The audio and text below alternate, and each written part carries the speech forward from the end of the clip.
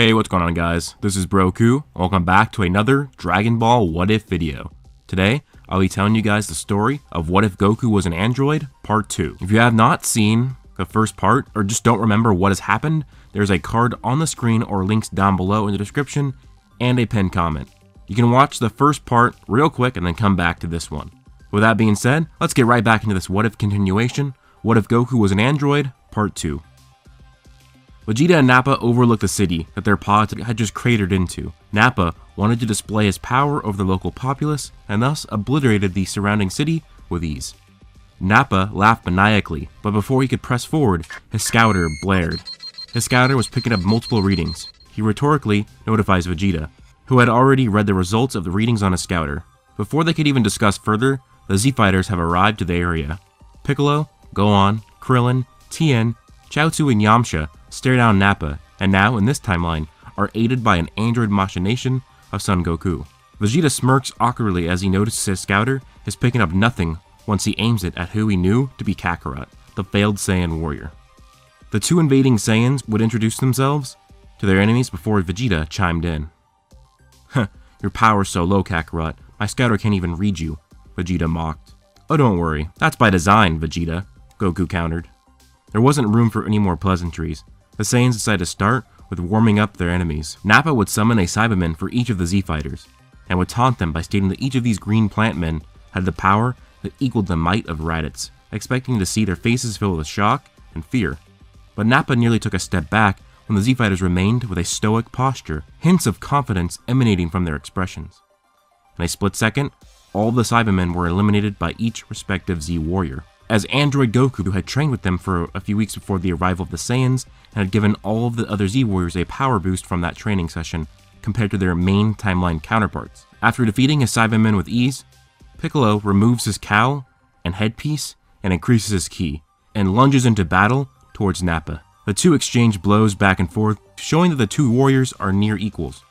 Though after a few moments of battle, any veteran fighter could tell that Nappa had the slight upper hand in the bout. This was not much of a big deal though, as one by one, Piccolo's allies entered into the fight by his side. Tien, Yamcha, and Krillin pushed to the battle to a higher level of ferocity and took the upper hand away from Nappa.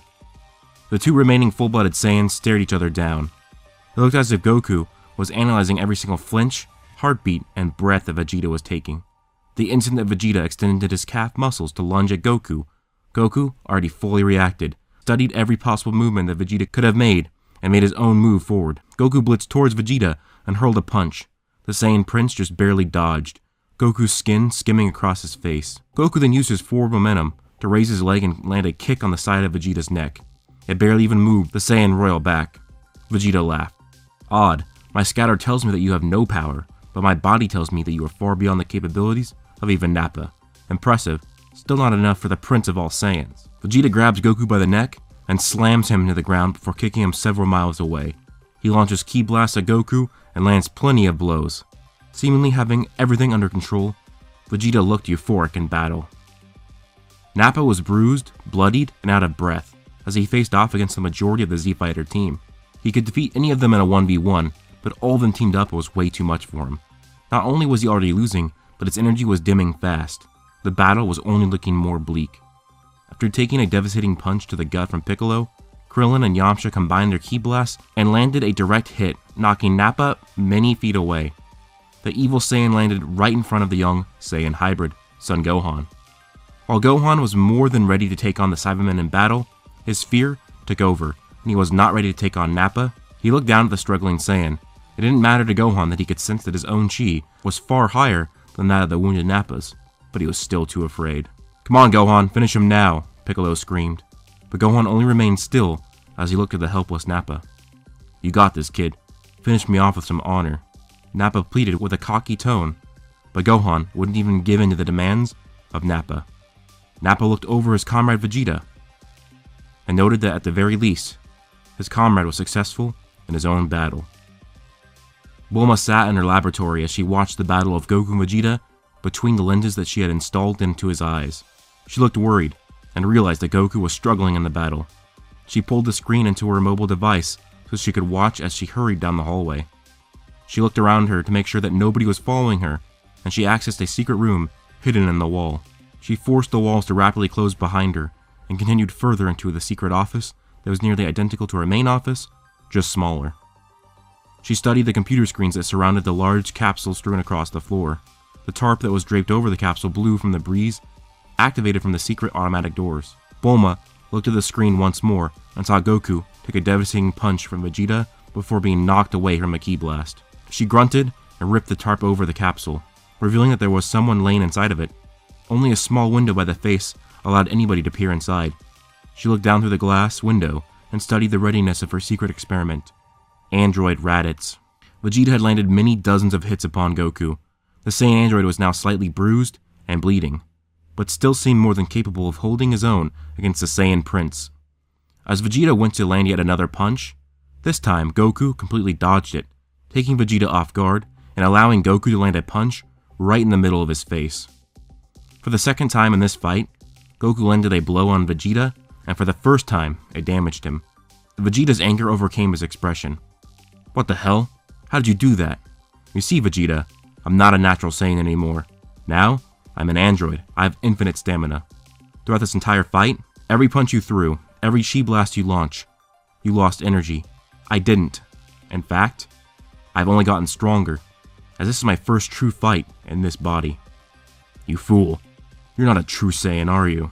Before Vegeta could mock further, Goku blitzed him and landed a flurry of punches, now taking the battle back and causing the Saiyan Prince's power to weaken even further. Bulma was just about to activate Android Raditz, but her eyes darted back to the screen in her hand. She had witnessed Goku now taking the advantage in the battle against Vegeta, his infinite stamina now finally paying dividends in the end. She smiled and slowly recovered the capsule of Android Raditz with her tarp once more, hoping to never have to activate this insane experiment. Vegeta panted as he pressed a button on his scouter. He had nearly lost a quarter of his power level in this battle, and his opponent was not faltering. There was nothing else he could do. Vegeta was forced to activate his artificial moon to enhance his essence with the Brutes Wave. As Vegeta screamed, Nappa looked over to him. Seeing the false moon in the sky, the two Saiyans transformed into their Ozaru state. Goku looked up in shock before being slapped away by the now massive power gap that Vegeta wielded. It was the same for Nappa, as he flexed his chi aura and knocked back many of the Z-Fighters. Gohan, you should have finished him when you had the chance, Piccolo screamed. With Ozaru Nappa now preparing a chi blast from his mouth at the young Saiyan hybrid, Piccolo just barely summoned the speed to knock Gohan out of the way, thus sacrificing himself in the young warrior's stead. Kami died as well, and the Dragon Balls went to sleep. Goku sensed the death of his former rival and screamed in anger. You idiots! Now you can't even use the Dragon Balls. But Ozaru Vegeta didn't care, and he slapped at Goku once more. Goku was now forced to stall the battle, and began running around hiding behind objects. The Ozaru Saiyan could not sense his energy, and thus he was able to run and hide for brief stints before being discovered. Goku had thought to himself, he knew that he needed to summon the might of his own Ozaru to match Vegeta, but he couldn't. His tail was gone, but he tried to bring out that power that he had succumbed to many years ago. Trying to eke out every ounce of his scientifically enhanced biology, his aura heightened and his power increased. Something odd was happening to him. Gohan had seen the terrible sight of the now large Ozaru Nappa, and only shriveled up further in fear. This induced state wouldn't last long for Gohan, as he noted the fake large moon in the sky. It triggered something inside of him, and that thing began to take complete control of Gohan. He had turned into an Ozaru as well, just like the other Saiyans. And Ozaru Gohan grappled with Ozaru Nappa, tossing him around like a rag doll. Gohan had no room for fear as an Ozaru, just pure Saiyan rage and instinct. He forced his will over the enemy and began breaking him down. Gohan lifted both of his arms and beat them down over Nappa's chest over and over again, until he hit him so hard that it knocked him out of his Ozaru state. Gohan held his fist up for one more strike on the now base form Nappa. This would be a killing blow if met, but before he could connect, a large crack rang out from Gohan's neck. It was Goku, who had struck Gohan at the neck and knocking him unconscious. His son had turned back to his own base form, and Goku cradled his now sleeping son, stopping him before he could kill the defenseless opponent. It's okay, Gohan. It's all okay now, Goku whispered to him. Goku's new presence was enthralling, his hair now longer and wild. His eyes shifted to a golden aura. Thanks to Goku's new enhanced biology from Bulma, he was able to trigger the Ozaru form without transforming, and was able to use its power. The Ikari form. Goku eyed Krillin and nodded at him to come over. Goku would hand his son over to Krillin so he could take care of business. With his newfound power, he completely dominated the enlarged Vegeta. All it took was a few hits for him to knock Vegeta out of his own Ozaru form. Once Vegeta was back, he questioned the aura and power of Goku. He couldn't sense the power, but he could tell it was there. Kakarot, are you a super? You idiots, you ruined the Dragon Balls. Killing Piccolo makes them useless. Everything you did was pointless. All of these deaths, for nothing, leave, right now. Vegeta and Nappa slowly crawled into their Saiyan pods and fled off of the planet. Vegeta's pride had cracked at the events of the day, and he swore vengeance against the Saiyan he knew as Kakarot. While the Z-Fighters met together in the aftermath of the battle, they were cheery, all except for that of Gohan and Goku. Gohan felt bad that his inaction had led to the death of Piccolo, and the death of the Dragon Balls by proxy. Goku knew what must be done. He must find a way to bring Piccolo back, because they never had their prophesized rematch. Not only this, but Goku knew that the Dragon Balls, despite the corruption they could cause, may be needed once again. So, after finding out from Popo that Kami had come from a planet called Namek in their ship, Bulma would get to working on reverse engineering technology so they could travel to Namek and see if they could use Dragon Balls to wish Piccolo and Kami back to life.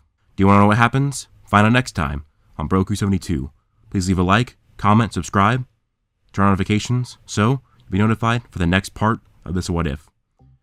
Thank you guys so much for watching. If you want to follow me on Twitter, do that down below. If you want to check out my light novel series called 9 Fates, check it out at 9fates.com, or also linked down below. Hope you guys all have an amazing day. Peace out.